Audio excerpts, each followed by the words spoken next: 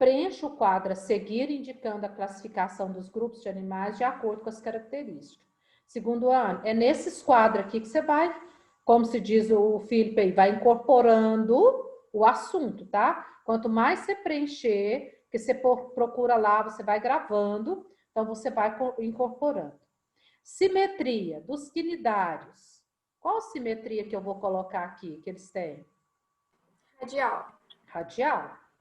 É um bicho esquisito, né? Então, a simetria deles é radial. Eles não têm um formato específico.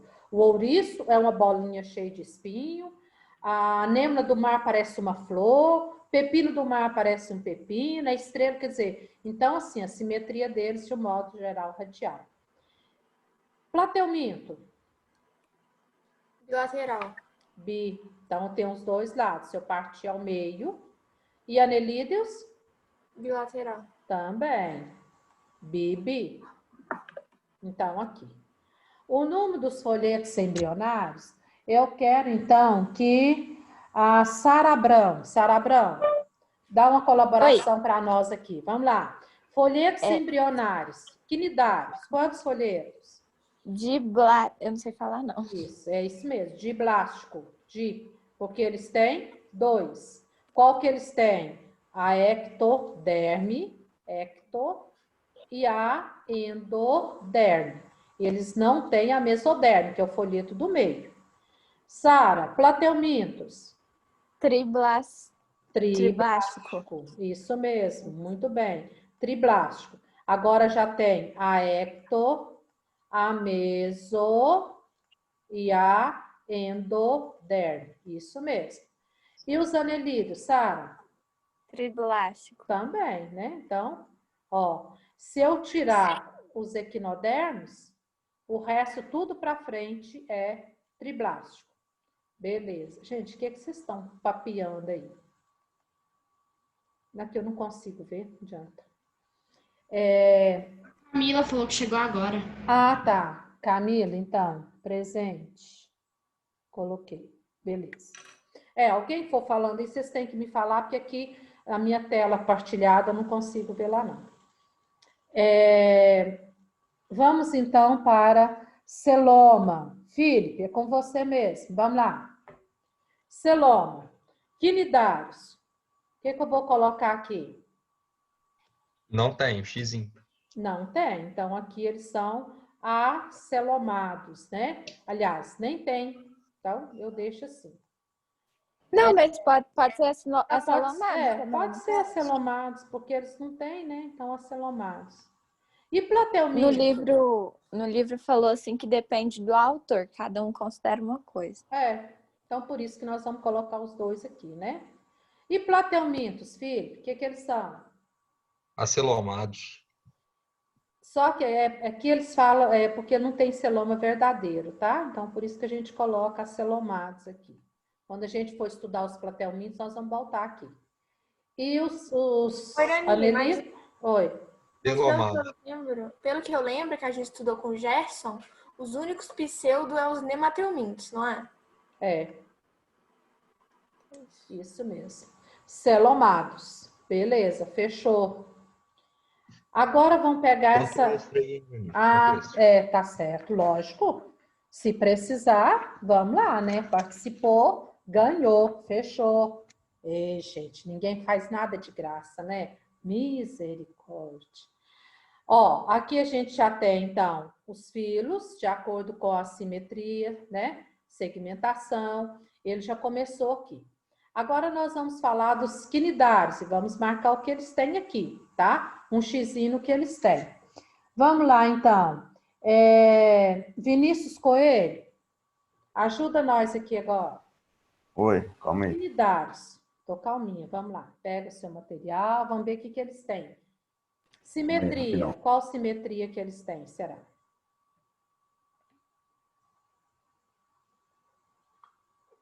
Oi, Irani, eu tô perdida aqui. Você tá começando o quadro 3? Sim, agora quadro 3.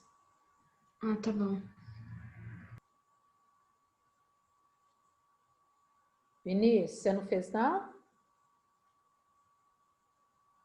Fiz não. Não? Então, vamos pedir alguém que fez para ajudar, para a gente não perder muito tempo. Laura, você fez? Fiz. Então, ajuda nós aqui, Laura. Qual que é a simetria dos quinidários? Nós acabamos de falar lá em cima. Radical. Isso. Radial. Segmentação dos quinidários, Laura? Falei radical. Qual agora? Segmentação deles. Ó, segmentação. Ausente. Ausente. Não tem segmentação. Eles são uns bichos mais esquisitos. Folheto embrionário. Diblásticos. Diblásticos. Colocamos lá em cima. Celoma. Coloquei nenhum, não. Nenhum, porque eles não tem nada, né? Só tem 2 folhetos embrionários, então não tem nada. E quanto ao blastóporo, o que eles são? Prostostômios. Isto, o blastóporo deles dá origem à boca, né? E logo em seguida tem a cavidade que dá origem ao intestino. Boca ligada ao intestino, só um minutinho, gente. Boca ligada ao intestino não é funcional, né? Então são protostômios. Beleza, valeu, Sara. Lara. Ixi, Laura. Giovana, cadê você? Vamos ajudar nós aqui nos plateumintos? Oi, Irani. Vamos lá. Eu tô gostando de escutar. Uai, o que foi? O som tá ruim? Socorro, gente, eu não tô conseguindo escutar, Irani. Você tá me o seu- escutando? Eu tô, Ô, é o Giovana, seu fala som. É o seu som, Giovana. Vou deixar você organizar Agora seu som. Deu? Então, vamos lá. Plateuminto, quanto à simetria deles? O que eles são? O que você colocou? Qual que é o que deles? Simetria. Aqui, ó, simetria dos plateumintos. Socorro, Jesus. Nós acabamos de colocar lá em cima. Ah, É bilateral. Vamos lá, então. Depois vem... bilateral. Tá dando pra escutar, gente? Socorro. Tá, você que não... Você quer sair e entrar de novo? Sai e entra de novo. Ajuda, tá? Porque o seu som tá ruim, porque nós estamos te ouvindo claramente, claramente. Ela tá até meio que gritando. Então. Bianca, vamos ajudar nós aqui, então? Bianca, vamos lá. Falamos agora segmentação dos plateumintos. O que você colocou, Bianca? Eu? Ah, tá. Dos plateumintos da segmentação? Isso. Presente. Presente neles a segmentação? Não é não? Não, plateumintos não tem segmentação direito, não, tá? Ah, tá. Folhetos embrionários dos plateumintos. Triblásticos. Triblástico, já tem os 3 folhetos. Aqui, beleza. Quanto ao celoma dos plateumintos? Acelomados? Acelomados. Fechou. E quanto ao blastóporo? Protostômios. Protostômios, tá? Gente, aqui, ó, vou até colocar, são todos protostômios até moluscos, tá? Agora vamos aqui, nemateumintos. A simetria deles é simetria bilateral. Vamos lá. Depois a gente tem a segmentação. Eles também não têm segmentação. Tem essa divisão, não. Folhetos embrionários. Quem vai falar para nós quantos folhetos embrionários tem os nemateumintos?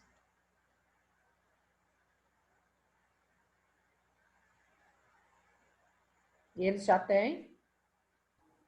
3 triblásticos? 3 folhetos, são triblásticos, isso mesmo. 3 folhetos. E depois... Agora tá dando certo, Tá, gente? agora tá ouvindo, Giovana? Posso falar? Giovana, prepara Giovana, então... tá ouvindo a gente? A Giovana tá ouvindo a gente? Agora eu tô conseguindo ouvir, agora deu certo. Vamos ver tá. até quando dura. Prepara os anelídeos então, Giovana, para você falar para nós. Quanto ao celoma, então, dos nemateumintos, eles são pseudocelomados. Significa que o celoma dele ainda não é verdadeiro. é da endoderme e da mesoderme, né? E aqui eles são protostômos. Giovana, então vamos lá. Anelídeos, qual que é a simetria deles? É bilateral, né? Isso, agora ficou beleza, hein, menina? Quando? Ai, Segmentação. Segmentação dos anelídeos. Segmentação presente. Isso, eles já têm o corpo segmentado, dividido em anéis, né? Todo segmentado. Folhetos embrionários dos anelídeos. Folhetos embrionários triblásticos. Triblásticos, é. E a partir de agora, ó, já são Tá chegando todos minha resposta? triblásticos. Triblásticos, gente? Isso, Socorro. tá tudo certinho, Giovana. E Ai, quanto ao ai, celoma desisto. deles? Celoma dos anelídeos. Celoma, eles são celomados. Celomados, isso, beleza. Ó, aqui agora os artrópodes, né? Então vamos lá, vamos ver. Daniel, você pode nos ajudar quanto aos artrópodes? Simetria Eu vou dos tentar. artrópodes. Então vamos, simetria deles. É bilateral? Bilateral, isso, fechou. Segmentação, os artrópodes têm segmentação? Não. Sim, presente? Tem, cabeça, tórax, abdômen, tudo dividido, certinho. Folhetos embrionários, eles são triblásticos.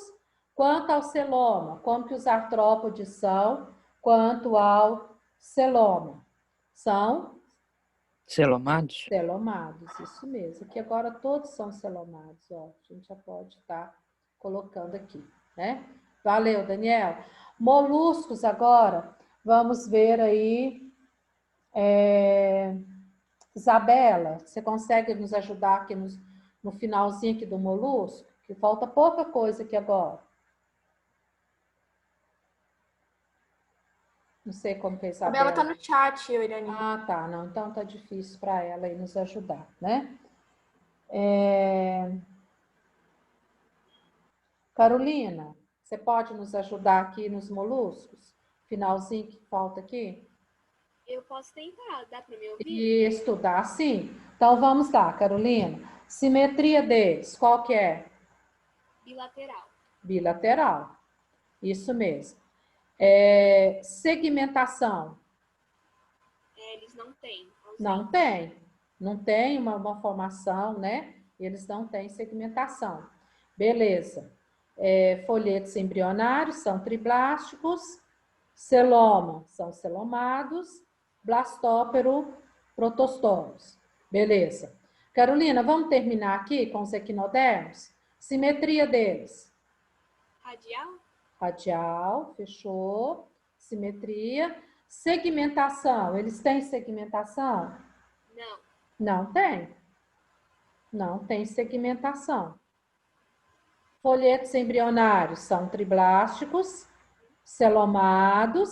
Ah, e blastópero, hein? O que eles são? Deuterostômos, isso mesmo. Próximo a nós. Valeu, Carolina, obrigada. E tem mais um, não tem? Que eu pedi que vocês fizessem? Aqui? Não. Não? Não, só os 3. Ah, não tem graça. Então tá bom, gente. Vamos terminar aqui. Nós estávamos falando, então, da reprodução, foi isso? Isso. Estávamos falando aqui. Ó, página 13. Porque nós falamos aqui ontem. Sexuada, reprodução sexuada. Página 13. Vamos fechar essa parte hoje. Então, vamos lá.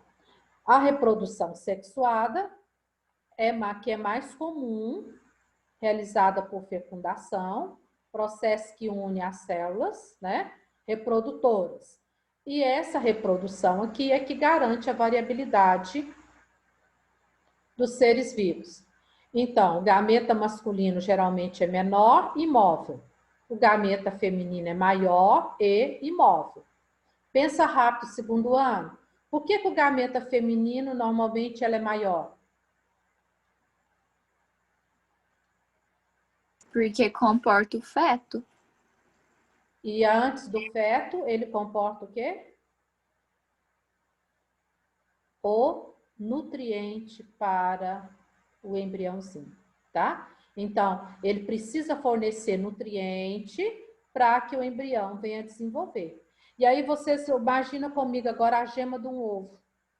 A gema do ovo é o óvulo da galinha. Olha o tanto de nutriente que tem naquela gema. Então, quando o ovo é fecundado, o embriãozinho da galinha ali começa a alimentar da gema. Então, o óvulo ele é bem maior, porque ele tem que ter nutriente, vai comportar ali o embriãozinho depois que vai desenvolver. E ele é imóvel. Então, o gameta masculino, ele é menor e é ele que vai ter a mobilidade. As células reprodutoras são produzidas nas gônadas ou glândulas sexuais. Testículos são as masculinas, produzem espermatozoide. Os ovários, as femininas, produzem ovos. Ok, nós já sabemos disso, né? Alguns animais podem ter uma única glândula sexual, capaz de produzir 2 tipos de gameta. Agora que começa, né? Então, alguns animais têm apenas um que vai produzir os 2 tipos, no caso, os caramujos. Lembra que eu falei para vocês que esse grupo é o grupo de reprodução mais complexa. Neles tudo acontece, mais alguma coisa, tá? Então, com os caramujos, que não possuem testículos e ovários, mas sim uma única, chamada ovoteste. Ora vai produzir espermatozoide, ora produz ovo. Depende do ambiente, depende do momento, depende da situação deles. Espécies de animais que realizam reprodução sexuada podem ser monóicos ou dioicos. Então, vamos lá. O que é uma espécie monóica? Ou bissexual ou hermafrodito. Não mais comum hermafrodito, tá? É aquele que tem os 2 gametas, 2 tipos. Ele vai produzir espermatozoides e óvulos. É o caso da minhoca, do caramujo, da tênia. Existe a minhoca, não tem minhoca macho nem minhoca fêmea. Existe a tênia, não tem macho nem fêmea. A tênia, a minhoca. Então, dentro do corpo da minhoca vai ter a estrutura chamada testículo, que vai produzir os espermatozoides. A estrutura chamada ovário, que vai produzir os óvulos. E aí, o que acontece? Quando uma minhoca cruza com a outra, elas encostam os seus poros genitais e trocam, então, o espermatozoide da minhoca A passa para B. Espermatozoide da minhoca B passa para A. Os óvulos ficam quietinhos. E as duas são fecundadas ao mesmo tempo, tá? Assim acontece com a tênia, que dobra os seus proglótides e se autofecunda. No caso da tênia, como ela é sozinha, aqui acontece a autofecundação. Ela sozinha se fecunda. Os caramujos trocam, também como a minhoca, tá? A espécie dioica, ela possui sexos separados. Um macho e uma fêmea, tá? Sexo separado. E aí, então, você olha e fala, esse é o macho, você olha e fala, esse é a fêmea. Ontem nós paramos mais ou menos por aqui. Quando tem a diferença, quando pode apresentar as diferenças, a gente fala que tem dimorfismo sexual. Você olha e fala, esse é macho, essa é fêmea. Quando você olha e você não sabe quem é quem, então não tem dimorfismo sexual. Igual a gente falava de uma tartaruga, de um peixe, né? É difícil, a gente não sabe. Quem estuda direitinho, às vezes vai falar assim, não, mas um desenho, o pessoal que fez aí o trabalho de matemática aí dos répteis aí, do casco, né, da tartaruga. Não, mas tem aqui, é desse jeito, aqui é daquele, isso aqui é maior, é menor. A gente que não sabe, você olha assim, você não vai saber quem é, tá? Conforme o local que ocorre, a fecundação pode ser externa ou interna. A externa é realizada fora do organismo. Se é fora do organismo, normalmente é na água. Por que não pode ser no seco, gente? Tem que ser lá na água. Quem vai responder para nós por que essa fecundação não pode ser na terra? Tem que ser lá na água.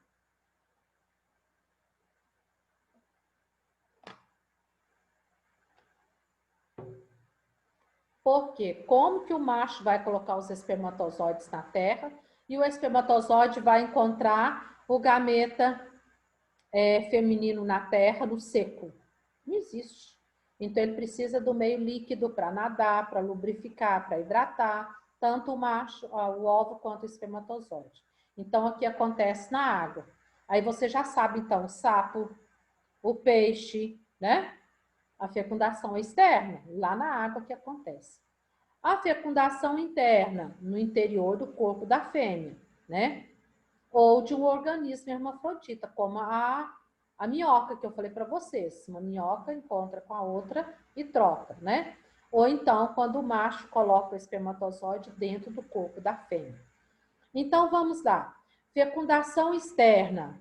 Vantagem dela, pode produzir muitos, centenas de filhotes. Porque são lançados milhares de gametas e pode, daqueles milhares, centenas, ser fecundado. Desvantagem dessas centenas, poucos chegam à idade adulta, para dar continuidade ao ciclo. A maioria morre no meio do caminho. A fecundação interna, vantagem, a gente tem uma certeza que vai desenvolver, que vai formar o ser, uma certeza maior. Desvantagem, vai produzir menos. 1, 2, 5, 6, não muito mais do que isso, tá? Então, vai produzir menos filhote. A fecundação interna aumenta a probabilidade de encontro dos gametas, né? Há uma menor perda e ela é mais vantajosa, então, para a sobrevivência da espécie. Agora, vamos ver aqui. Quando ocorre a união, fecundação ocorre a partir da união de gametas masculinos e femininos proveniente do mesmo indivíduo, autofecundação.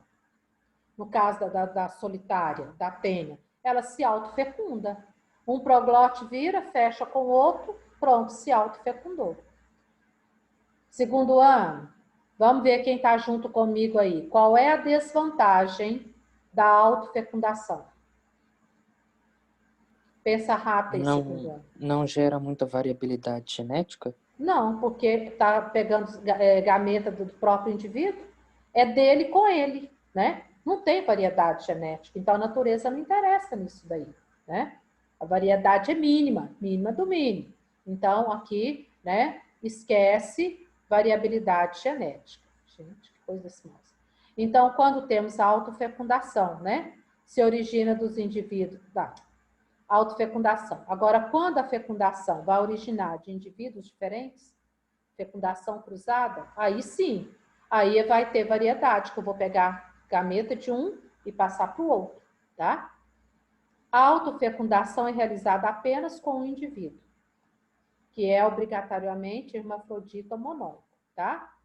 Mas os hermafroditas podem fazer, que fazem autofecundação, são denominados absolutos. Eles não têm opção, eles só podem autofecundar. Ah, mas se quiser... Não, não tem disso. É só uma tênia que fica no corpo da gente. Então, ela não tem opção, ela tem que se autofecundar. Mas pode ter aquele relativo. É aquele que pode ter uma fecundação cruzada, como a minhoca, como a planária. Uma encosta na outra e troca os gametas. São hermafroditas porque possuem os dois gametas dentro dela. Mas fecundação cruzada, porque troca um com o outro, tá? Então, a gente fala hermafrodito relativo. Relativo. Ela pode trocar com o outro ser. E aí tem variedade genética, né?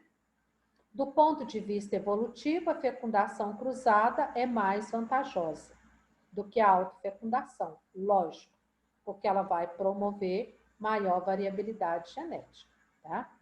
O resultado da fecundação é a célula ovo ou zigoto. Após a fecundação, a célula ovo vai iniciar o desenvolvimento. Dependendo do local e onde desenvolve, vamos mais conceitos. Ovulíparos, ovíparos, vivíparos, ovovivíparos. Meu Deus. O que é um ser ovulíparo? Fecundação externa. O zigoto se desenvolve totalmente no meio externo. Anfíbios, e peixes. Então, o que o anfíbio vai desenvolver ali, né? Não é a partir de ovo, a gente fala ovo de sapo. Mas o ovo mesmo é aquele que tem casca protetora. No caso deles, não tem casca protetora. É a gêmea clara. Então, por isso que a fêmea produz aquela baba para envolver e proteger os ovinhos. Os ovinhos sem casca, eu falo ovo líparo, tá? Ovo sem casca. Igual do anfíbio, igual do peixe. A espécie ovípara, beleza. Ovípara, né? A fecundação é interna, o desenvolvimento é externo, né? Mas aqui o ovo tem casca, tá? Então, as répteis, as aves, tá certo? Então, aqui é um ovo com casca, a fecundação é dentro do corpo da fêmea, mas o desenvolvimento é fora, ela bota o ovo. E aí vem um perigo. Mesmo que eles coloquem muitos ovos, também poucos desenvolvem. Vocês sabem, por exemplo, que a tartaruga marinha, de 80 ovos, uma ninhada, que a fêmea coloca mais ou menos ali, 60 a 80 ovos a ninhada dela. Um vai chegar à idade adulta.